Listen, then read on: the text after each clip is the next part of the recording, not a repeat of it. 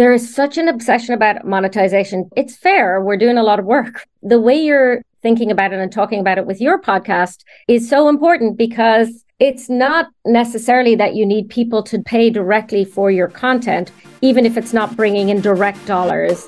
Most hosts never achieve the results they hoped for. They're falling short on listenership and monetization, meaning their message isn't being heard and their show ends up costing them money. This podcast was created to help you grow your listenership and make money while you're at it.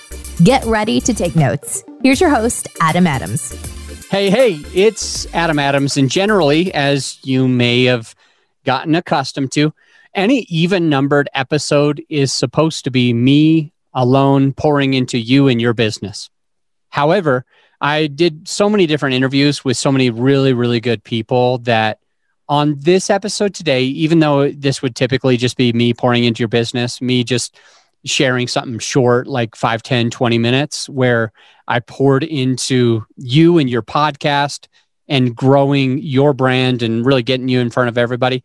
I'm going to do that today with an interview. So let's get right into it. What's up, podcaster? It's Adam Adams, and today I am joined on the podcast with Fiona McCann, who is one of the co-hosts of We Can't Print This, where they interview different people who are writers, either writers of songs or writers of like a screenplay, and they find out information behind the scenes that you can't really print. You can't tell everybody. It didn't make it to the movie. It didn't make it to the song. And so she has had 21 episodes published on the podcast so far, regularly once a week, and so far 25 ratings and reviews. So that's a little bit higher than normal. So think about this. If you're listening and you're thinking to yourself, like, you know, I've got 100 episodes, I've got 6 ratings and reviews.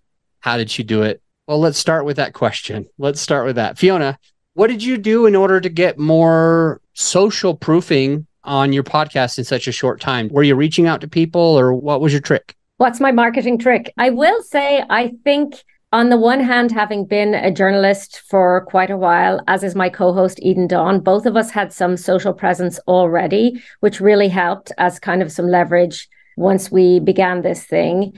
The biggest initial boon, though, was, and this is a wild idea, but we had a massive launch party where we threw a big in-person bash, and we had a local drag queen came as host, and there was a big moment where she was like, okay, 3, 2, 1, everyone's going to download this now. Everybody's going to hit subscribe at the same time, everybody in this room.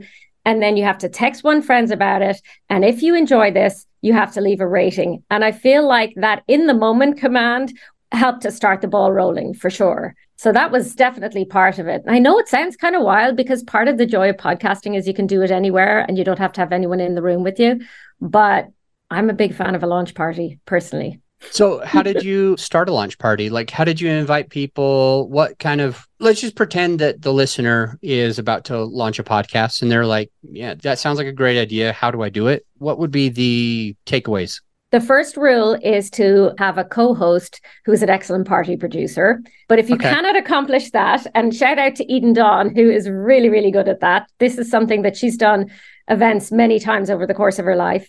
But I think the key was we'd obviously done a lot of the groundwork in advance. So we had many of our guests already lined up, recorded. Those episodes were in the bank. And so inviting all of them and encouraging them to invite all of their friends. And then obviously there are things about a launch party. I think having a big moment where you do a countdown, set off a confetti cannon, whatever you want to do, but just have everybody in the room engaged at exactly the same time was really helpful because everybody kind of means to do that stuff. You know, they're like, yes, I will totally subscribe. I will listen. I will leave a rating. And then life gets in the way. But when you're like, no, we've set aside a moment where you got to do this and you're here and I gave you a glass of wine or I gave you, you know, a little fizzy water or whatever it is.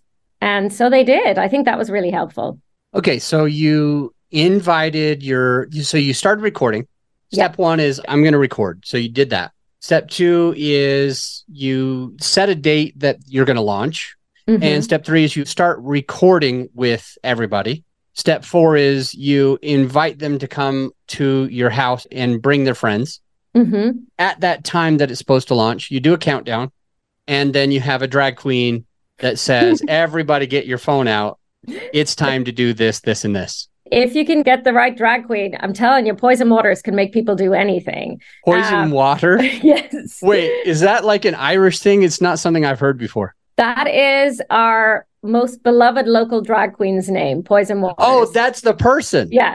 I thought, that to me, I was like, I guess in Ireland, that's what they call like alcohol. It's poisoned water. It's poisoned water. It makes sense. It's actually the opposite. In Irish, whiskey is the water of life. So we really don't... Poison Waters is our beloved local drag queen. So if you can get your hands on her, great. She will make anyone do anything. But I think the idea is just to make a fun moment where you can really get people physically in the room. And that's not possible for everyone. And we were lucky that we launched post-pandemic when things were a little bit easier. And also I rent an office at a space and they have a big, larger space. So I didn't even have to use it in my house. They were like, well, you can just use this for free. So, but it is worth to me a little bit of investment just to get people in a room together at the same time and say, hey, this is a happening and it's happening right now and it's coming to you, and then let them start to spread the word. It is worth a little investment, Fiona says.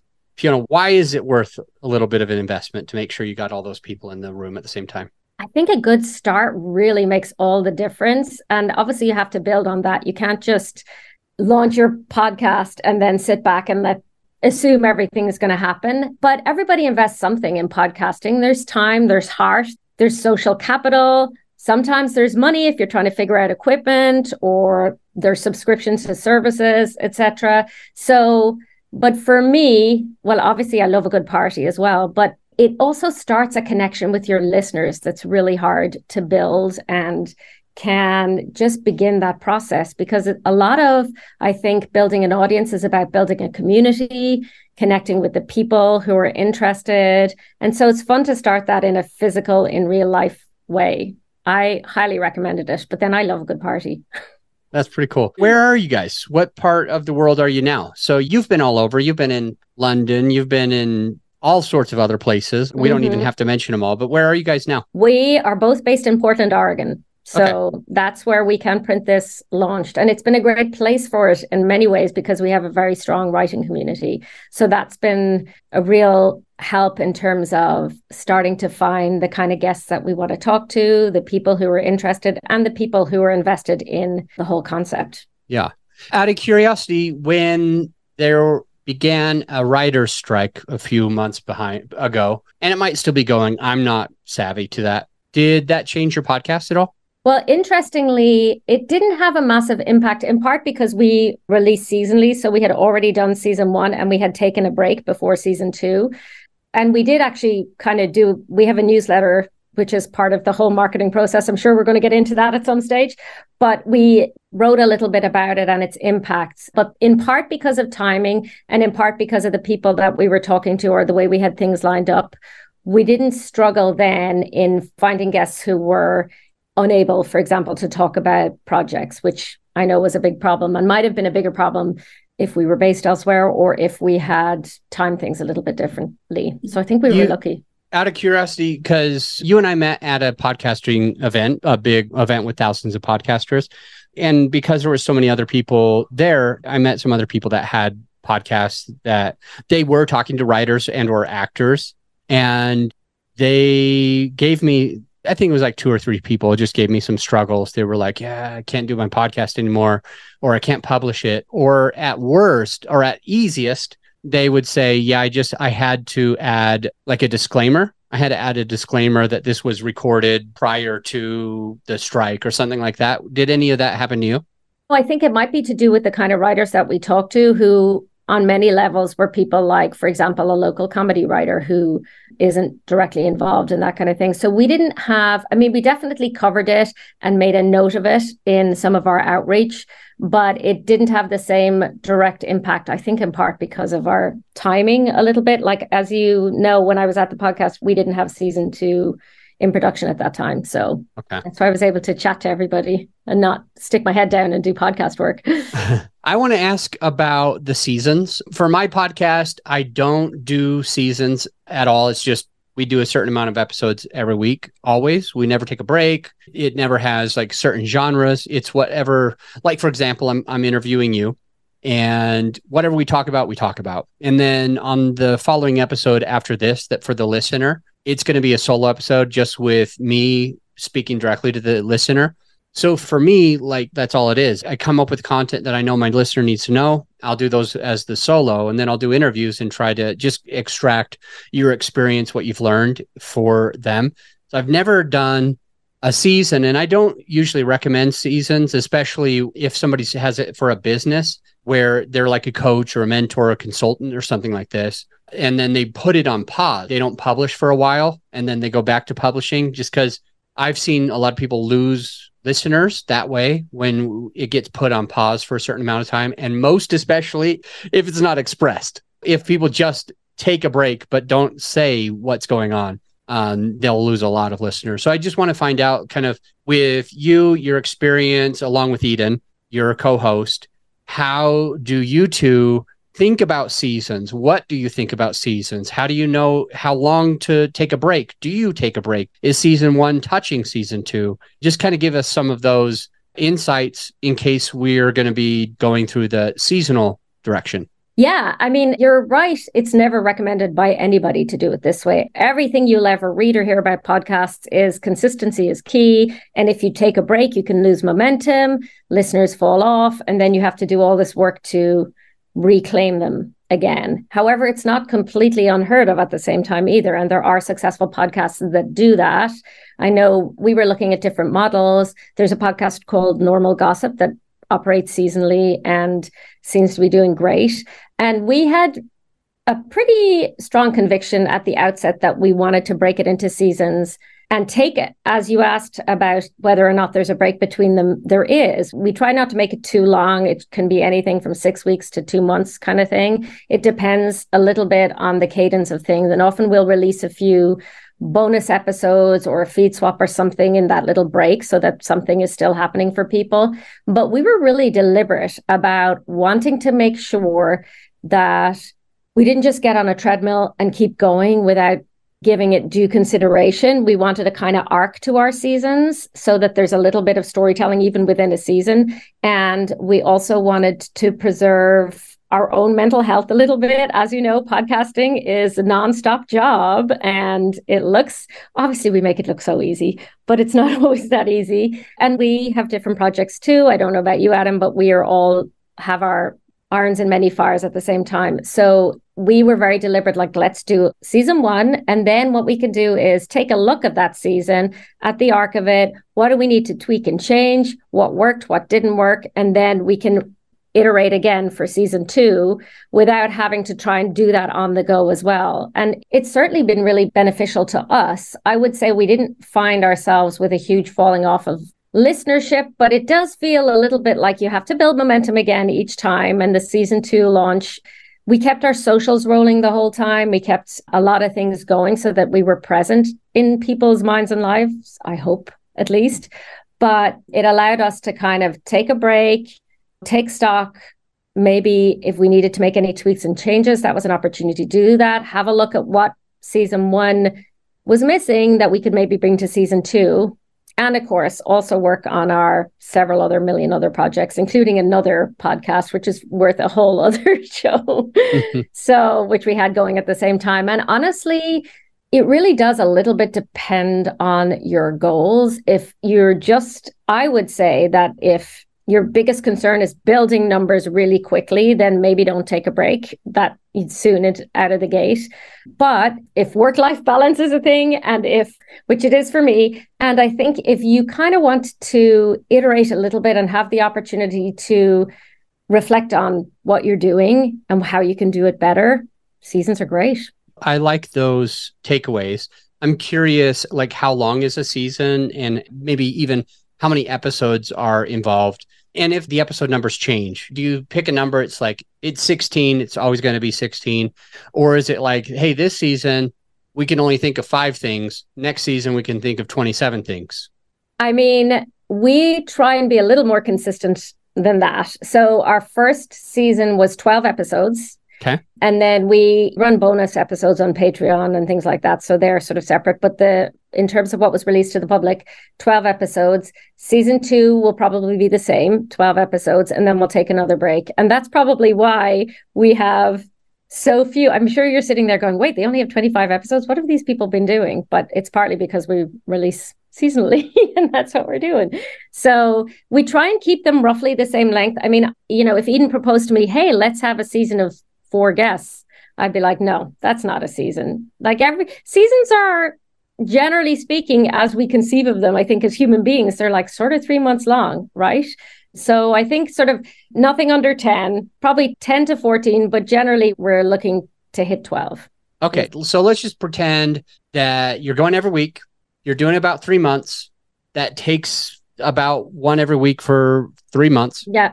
And that's the goal for you. And it's because that's what a season generally is. And I'm thinking about Netflix, just to go to a quick side note. I'm thinking about Netflix, and when something has 1 or 2 or 3 or 4 parts, then they say 1 or 2 or 3 or 4 parts. They'll say like 2 parts. They won't say season 1, episode 1, episode 2, season 2, episode 1, episode 2. They'll usually say like part 1, part 2. So I'm with you on that. And plus a season, fall is 3-ish months. Spring is 3-ish months. Unless you live in Colorado, then those are much shorter and winter is here a lot longer. You took a breath. You were about to say something. What were you thinking? Well, I was going to say, I think when I think about, and I think Netflix is a really good comparison in a way. And even when you think about TV on Netflix, there are shows. Look, I'm a big fan of the Great British Baking Show, for example. This is my current obsession. If you're not watching it, Adam, you need to get on it. It's brilliant. Love it so much. I've learned so much. And I'm a card. What would I learn? How to cook? You would learn. I mean, I honestly think the biggest takeaway for me is like how to be nice to people that you're in competition with. That's my favorite takeaway. But also you might learn a little too about how to make a nice fluffy sponge, for example. But the main thing that I noticed is... What's a fluffy sponge? Is this something for the shower or do you eat it? You shouldn't shower with it. That's bad. This is like a nice fluffy sponge that you put a bit of cream on, you make a lovely cake. That's what I'm talking about. How I've managed to completely get us off podcast. Apologies to all the listeners. But I think my point is that is a show that comes out seasonally. So they'll have 10 to 12. I'm not even sure how long a season is. Probably about 12 episodes. And there'll be a break. And during that break, I'm like, gosh, will I rewatch some of the old seasons? Will I take a break and watch something else? But then I get all hyped when it's about to come out again. You can tell I'm talking about it because there's a season on right now and I'm back into the groove. And so I think it can work both ways. And I think, I don't know when the Great British Baking Show is going to end. Maybe I'll come to a point where I'm like, and season 14 was the last one and we didn't even know. And that's okay. I think that, I think what I'm saying is that people don't have to know there's going to be a finite number of seasons. There's going to be a finite number of episodes. They just need to understand. I think you're right about flagging it to people in advance. This is season 1. This is season 2. And so people understand, okay. And then we'll sort of say, last episode of season 1, we like to go out with a bang and we like to start off with a bang in the new season as well. So like the first guest we had on season 2 was a really wildly popular author called Cheryl Strayed, who's like kind of a big deal in literary worlds and also has been involved in a bunch of TV shows, actually, just to bring it all together. But yeah, so we let people know, yes, there'll be a break and here's how you can find us and hear from us in that time, but we won't be releasing general podcasts. I want to get to that point where you say, here's how you find us in the meantime. Here's where we are when we're not publishing. I want to get there. And first, I want to ask you, what else changes when you change the season? Like thinking about it, does the artwork change? Does the music change? Does the intro change? Does the outro change? Do you say on every episode that it's season 1? Are you always saying this is season 1 and everything for season 2, you would be like, this is season 2? Or like what changes? What do you do to make sure that your listener is with you, understanding that we're in this other season that might be about a certain type of topic? What do you think about that? Yeah, no, that's a good question. Well, obviously it's flagged wherever you get your podcast. This is season 1 and season 2. You can see it there. I suppose the best answer to that is no, we don't repeat in every podcast. This is episode 1, season 1, because I don't know that it really matters to a listener what episode they're on. It's not a narrative podcast where you need to know where you are in the story. They're each individual, their own unit. You can consume them any way you want in a way. We've designed them in a certain order, but like, do your thing, listener. But I will say that between seasons, the difference, and this happens to podcasts that don't have seasons as well, but the difference is we'll take a little bit of stock and be like, okay, what have we learned for that? As people who were relative novices to podcasting before we launched this podcast, what have we learned? What could we do better? Do we need to reconsider, for example, our format a little bit? It's an interview format. Do we need to think about that? We typically, in the first season, we had begun the podcast with a little kind of back and forth between myself and the co-host about like, here's what's coming up. And we'd really get into the weeds listening back and go, well, what, like, are we giving too much time to that? Are we giving too little time to that? How does it sound? What's the feedback on it? What are the episodes that people seem to gravitate to the most? And how can we use that sort of as we iterate for season 2? And it might imply a format change. It might imply that we're more conscious of how we're directing questions. It could be all sorts of things. And hopefully it won't be something that the listener be like, ooh, record scratch. This is a whole different thing now. It's not like that, but it's more like, okay, what lessons can we take from season 1 to bring into season 2 now that we've had a little break? Does season 1 or season 2 or season 3, does it have a theme? For example, this season, it's all about how to do this one thing, or this season we all talk about writers from this type of genre, or is a season not really in a box? It's just, all right, it's just another collection of 12 episodes. Yeah, that's a good question, actually. And now I'm like, ooh, I kind of like that idea of the thematic seasons. But for us, as it has been to date, and who can say what the future will hold, but it's not themed in terms of like this season we'll only talk to novelists. It's going to be all novelists, or this season is going to be all children's writers. But as we view them, and so as you're consuming it, you might think, oh, these are just like all different episodes on the theme of writing the stories behind people's published work, people dishing a little tea about something or other. But I think the difference is as we curate it, we try and really make sure that we are not, in fact, it's almost the opposite of what you described. We don't want a season that's just novelists all the way. That's just like, okay, this is our murder mystery season and that's it, because the people who came to us maybe for something else will lose them for a whole season, and that's not what we want. So in some ways, we're more careful of like curating variety within the season than like limiting it thematically. If that makes sense. I have 2 questions left, and then we're going to take a break. Ooh. And after the break, we're going to talk about how you make money. You mentioned that you have additional episodes on Patreon. You mentioned that it takes a lot of relational capital. I don't know if I'm quoting you directly anymore, but human capital, relational capital, stress, pressure, time, money, energy. It takes a lot to do a podcast. So we want to find out, how are you monetizing? But while we're on this season, before the break, let me just ask you 2 last questions. How long are the breaks in between the seasons?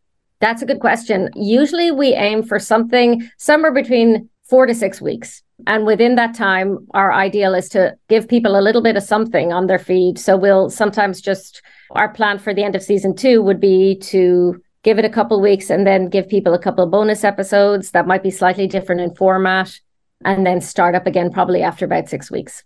Okay, you're starting to answer another question that I kind of wanted to ask, and so I want more detail on it. I was just going to ask you what you tell your listener when you take a break. Like earlier, you remember how you were saying, this is where you can find us in the meantime? And you just said you might end and then give them a couple of bonuses.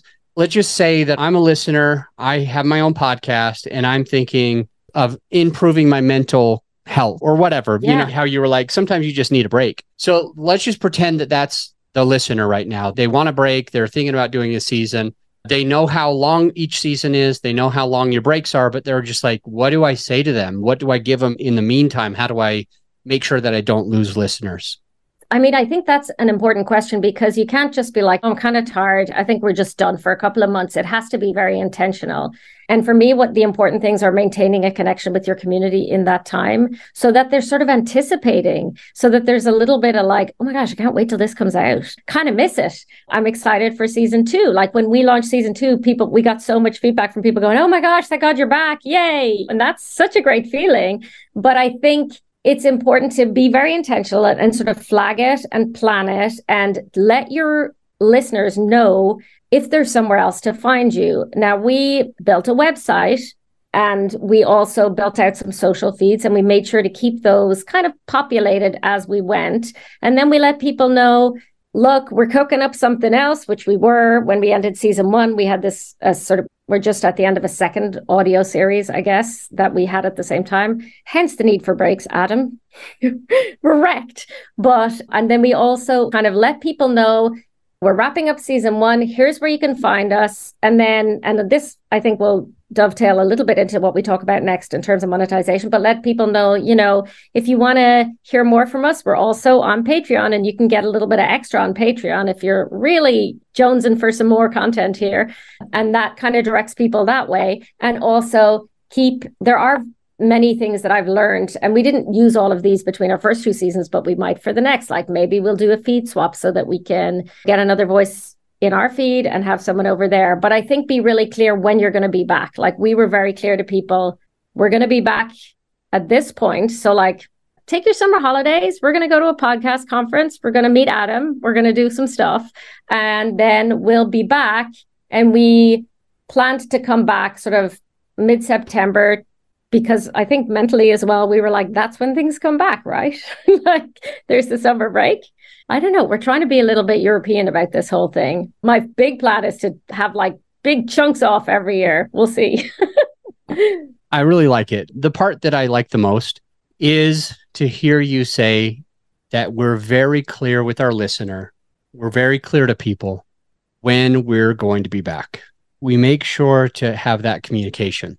And earlier you said something like, don't just take 2 months off because you feel like it. Don't just stop publishing. And I'm hearing you now. It's like, we're going to have the season. Then we're going to kind of talk to you that we're coming back for another season. We're going to take a break. When is it going to be? Mid-September, for example. We'll be back middle of September and we'll see you then. And that, I think, at least helps that person to know what to do. When I'm on Netflix, going back to our Netflix analogies, when I'm on Netflix, if a season ends and I don't know if there's going to be another season, I freak out. I get stressed. I'm that person who's like, well, what's going to happen? Are they coming back? Are they not coming back? So for me, we as podcasters, people can find us on social. They can find us with a Google search. But because, not to offend us, you and me, we don't have millions and millions and millions of listeners like they do probably on Netflix.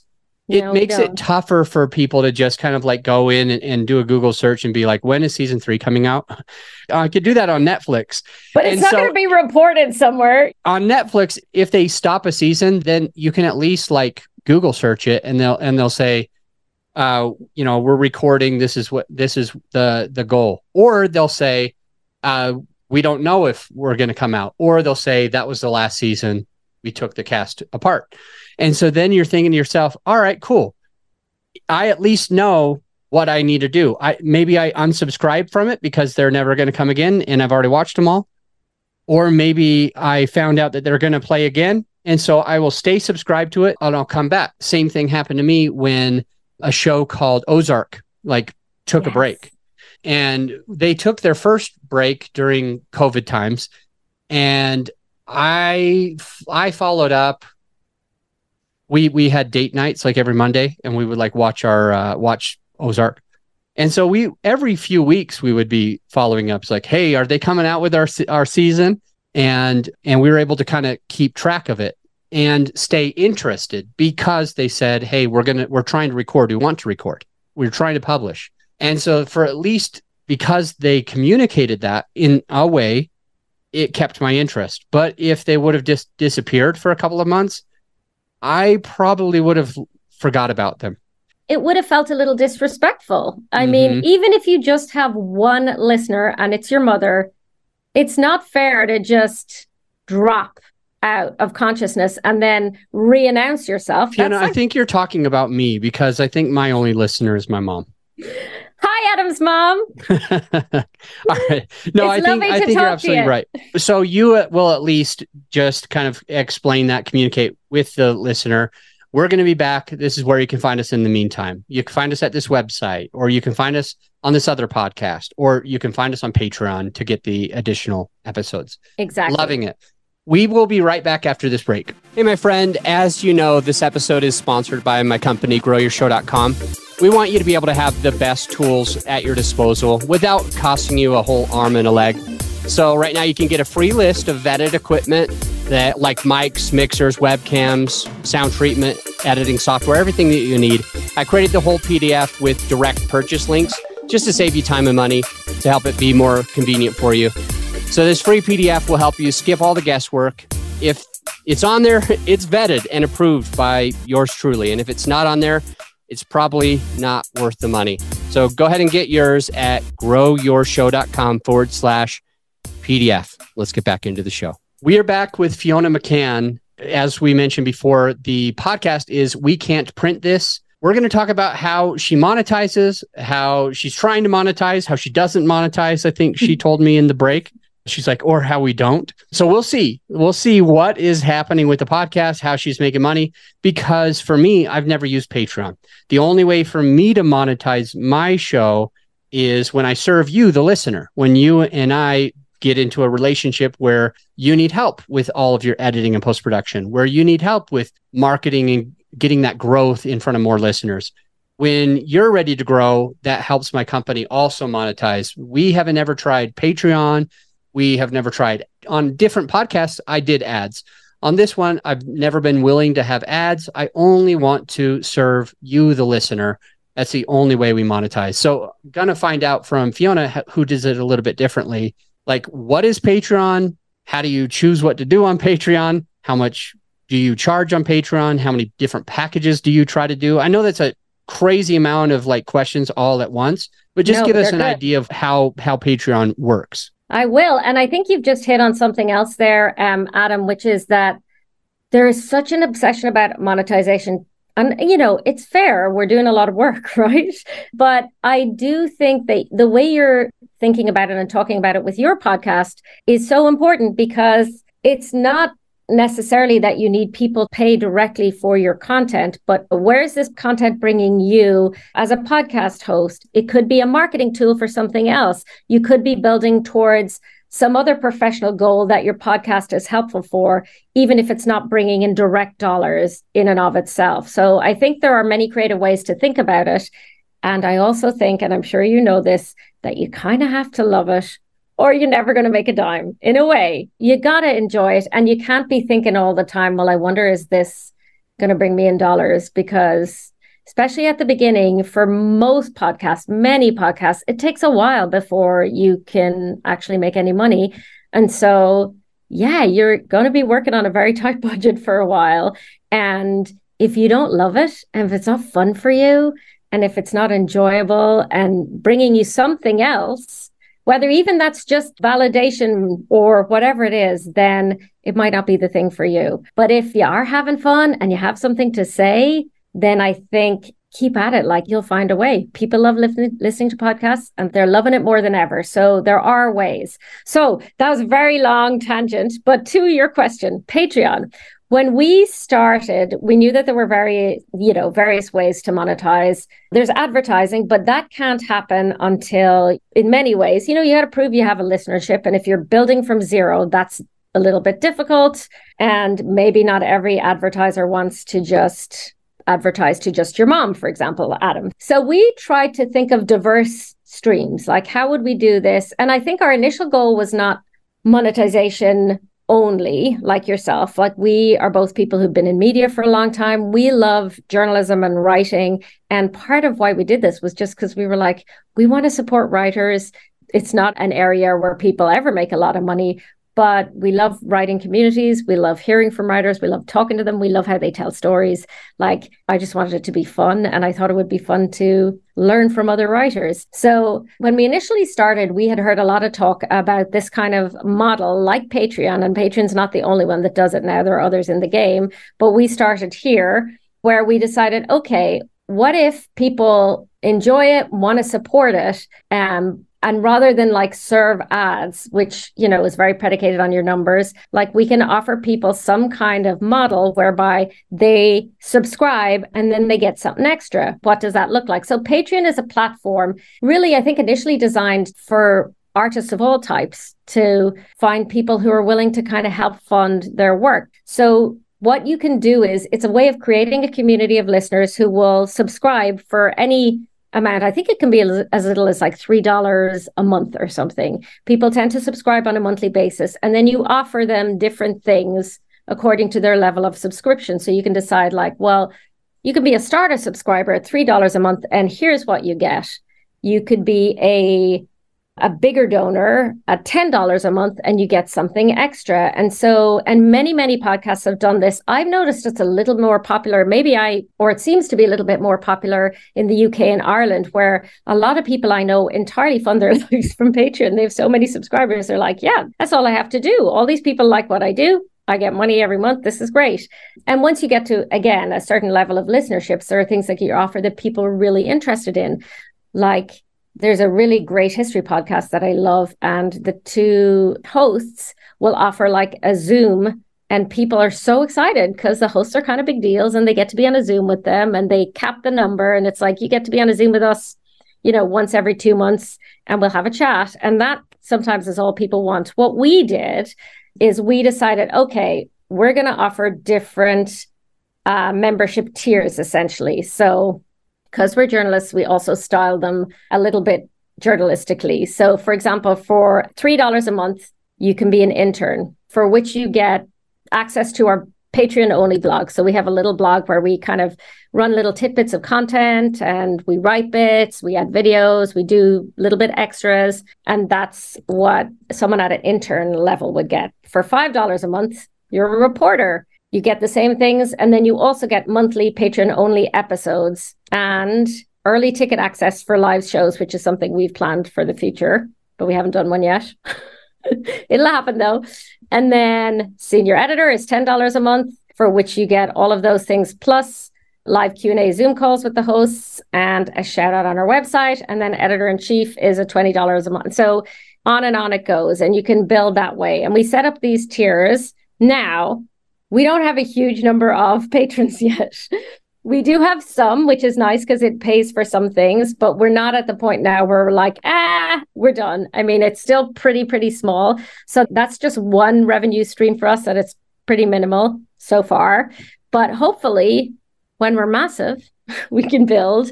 And I think part of it is on us to kind of, it does require a lot of work and maintenance. You've got to keep your blog populated. You've got to keep doing those extra monthly episodes. You've got to just be ready to engage with people on a regular basis. And I think that's one of the reasons why we've allowed ourselves these seasonal breaks, because we keep up engagement with listeners in different ways. And I think that's kind of key. You don't want to like abandon your community for months on end. You want to make sure that people who are fans of your work and who are willing to pay for it get some kind of engagement on a regular basis. So that's been a big thing. I think the other thing that has happened is we got such great support from the local community that for our first season, we were approached sort of randomly by a local brand who were like, we really like what you're doing. And at this stage, we were such novices. We were like, we don't even know how ads worked. We know that host-read ads are apparently more successful than. So we were trying to figure it all out. So they offered us, we had a deal with them for the initial, when we were still building an audience, where they were like, well, how about we offer like a specific discount code to our merchandise, and we'll give you a percentage of the profits from that. So we got a little bit of money through that. And then things, again, it's kind of a slow build. And there are lots of models, which I'm sure other people will talk about, which we're looking into too, you know, about different services where ads will get placed for you, or people will run ads. A little bit like you, we were reluctant to do it at the beginning and we weren't sure. And so we're still kind of trying to figure that out. But another thing that very luckily happened to us is for our second audio series, which I'm just going to mention briefly, is called Slaying a Drag-a-Thon. It's only a 5-part series, but we got sponsorship for that. So that was another opportunity. Again, a local brand who were heavily involved in different ways, but they were like, yes, we want to give you a chunk of cash to have a host-read ad. So That's what we did. So they're the kind of three main streams. Apart from that, for us as two people who are in the media, we were really interested. And as a freelancer, I currently work mostly for a newspaper in Ireland. And I wanted to maintain my ties, my sort of journalistic profile in Portland as well. And this has helped that. So again, maybe there's not a direct dollar amount that you can attach to that, but it certainly helped me stay recognizable within the community, make people aware of who I am and what my skill set is, kept me on people's radar. So for example, there's a book festival coming up here now. So they reached out and were like, hey, you all have a podcast about writers. We'd love you to come moderate. You'll get paid for that. So there are just other things that can happen as a result of it. So, but I would say that and we're definitely not at a place where we are ready to book our holiday to Madrid or anything like that. So it's slow, but that's what we've done so far. Watch this space. We're always trying to iterate. I've got lots of questions and thoughts and notes that I want to mention from what you said. You basically mentioned four things. The first one is, you got to love it. You got to love it. Yeah. And you want to support writers. And so you love what you do. The second one was really advertising. You talked about it could be difficult when you have a small listener base. You're still trying to figure it out. And you talked about how you've heard that host-read ads work better than other types of ads. Mm-hmm. The third one was Patreon. So you gave a whole bunch of information on Patreon, how you use it. And I have questions and even potential devil's advocate suggestions. Yeah. So I'd love to hear them. If that. Sure, so we're just Patreon, making it up as we go along, Adam. So I'd love to hear it. I'll try. So Patreon, you said it's a way of creating a community of listeners who want to subscribe and whatever level they want. So you gave an example of somebody does like a more intimate Zoom where they cap it at a certain amount of people. You mentioned that you and your co-host, you do tiers and you have it set up for writers. And so your tiers are called intern, reporter, senior editor, and editor-in-chief. Yeah. You do $3, $5, $10, and $20. Mm-hmm. And then you also mentioned that, quote, it's slow. It's slow. And so the first suggestion that I have, and then two questions on Patreon. The first suggestion that I would have is, I feel like you might be afraid to charge real amounts of money. Please don't get offended. No, I love to hear that. When I look at this, I'm thinking to myself, $20 is not very much money. $10 is not very much money. $5 is not very much money. $3 is none of these are significant. Yeah. So if I, for example, buy coffee at one of the local coffee joints, we won't name any names, but let's just say a coffee joint down the street, and I only drink one coffee per week, it's already $20. Yeah. After tip, it's already $20 if you get the cheapest coffee there, right? And so $20 is not very much. On top of that, I'm looking at like the difference between intern and reporter. A takeaway that we got from you was reporter, the $5 option includes all of the $3 options plus something. Mm-hmm. The $10 option includes all of the $3 and $5 plus something. And the 20 includes all 3, 5, and 10 plus something. My first suggestion would be, I'm assuming that you probably have a very small amount of people, let's call it 5%, that $1,000 a month, they wouldn't even blink. They'd be like, yeah, of course. So the point that I would make is, that's a good point, Adam. Why don't we have it as $1, $2, or $3 for the lowest one, $5, $10, or $20 for the second one, $20, $50, $100 for the third one, and $200 to $1,000 for the fourth one? Because imagine if you just got one person to do 1,000, it would cover. It'd be a game changer. Yeah. It would be a game changer. You're right. I mean, it's so heartening on one level to hear that, and also a reminder of how I think we always undervalue ourselves a little bit. And you're right, we're afraid to charge too much because we're writers and we've never earned very much money ever. So we're always like, oh, that's loads of money. But you're right. I mean, I think you have to have faith in your content and say, yeah, it's worth that. Yeah. So I'm going to take that note, Adam. Okay. So because you said it's slow, I was like, how do we make it faster? That's the idea that I had. I want to move quickly because the end of our time is coming near. It's nigh. So as far as like the questions that I had around Patreon, and then I want to mention the fourth thing. The first thing was you got to love it. Second was advertising. Third is Patreon. I'll get to the fourth after asking these two quick questions. What is first, the chicken or the egg? What's first, the chicken or the egg? And here's what I mean. We have a medium, smallish listener base, and we're unable to make money through advertising, or we don't believe that we can make that much money with advertising because we don't have a strong enough base. The Patreon is not working. We feel like it's going slow. So what comes first, the chicken or the egg?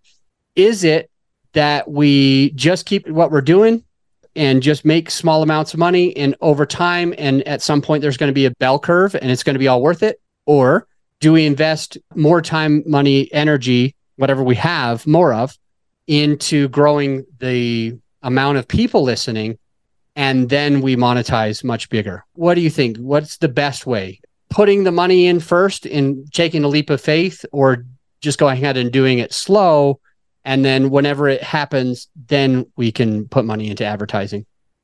I mean, my gut response to that, Adam, and I don't know if I always practice what I preach, so don't at me after this, but it's all an investment. My gut is to, I think, and you probably know better than this. I feel like it's the teacher asking you a question and you're like, but you know the right answer, Adam. But I think, and I've heard people advise the first or the second. My gut is to invest it all up front so that you feel like you're investing your time, you're investing your energy. Why are you doing it if you don't want people to listen to it? I mean, that's the thing. We all we want people to hear us. That's the key. So if there's a way to cannily invest as much as you can at the beginning to really hit that. It makes me think of your launch party. Do you remember? So in the beginning of this episode, you were like, I don't remember the quote, but it was like, we wanted to start off with a bang. We wanted to start off strong. And so we invested. I was curious what your thoughts were, but I'm hearing you invest up front if you can. I think if you can, if it's possible, do it. Next question is, how or where do you mention Patreon? So I'm curious if it's in the show notes. I'm curious if you're talking about it in the beginning of the episode, middle of the episode, end of the episode. I'm curious if it's something you talk about on every episode. I'm curious if you have an ad about the Patreon. How do people find out that you have that available and how much they can spend? Great question. We talk about it at the towards the top of every episode. It's mentioned, not extensively. It's just a line or two. If you like what you hear, please go to Patreon. I can't remember our exact language, but we make reference to Patreon for as little as $3 a month, which maybe is a mistake, Adam. But we'll say, and here are some of the things you can get when you're there. There's this guy, his name is Joe Fairless. He hosts a daily podcast, and then he ended up hosting a yearly annual conference. And the annual conference, he offers sponsorship. So he basically shares, here's the top thing that you can do. Here's another thing you could do. Here's another thing you could do. And here's the cheapest thing you could do.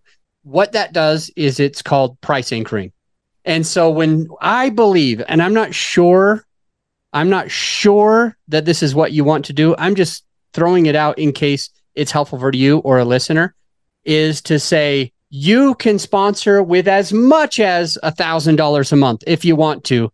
And then there's packages way, way smaller, down to $3. Go over there and check it out.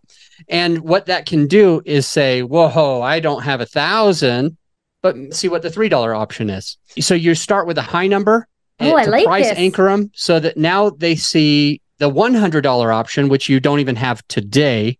They see the $100 option. And we might have after this. That's like a tenth of it. Maybe I can handle that, So anyway, just throwing that out as well.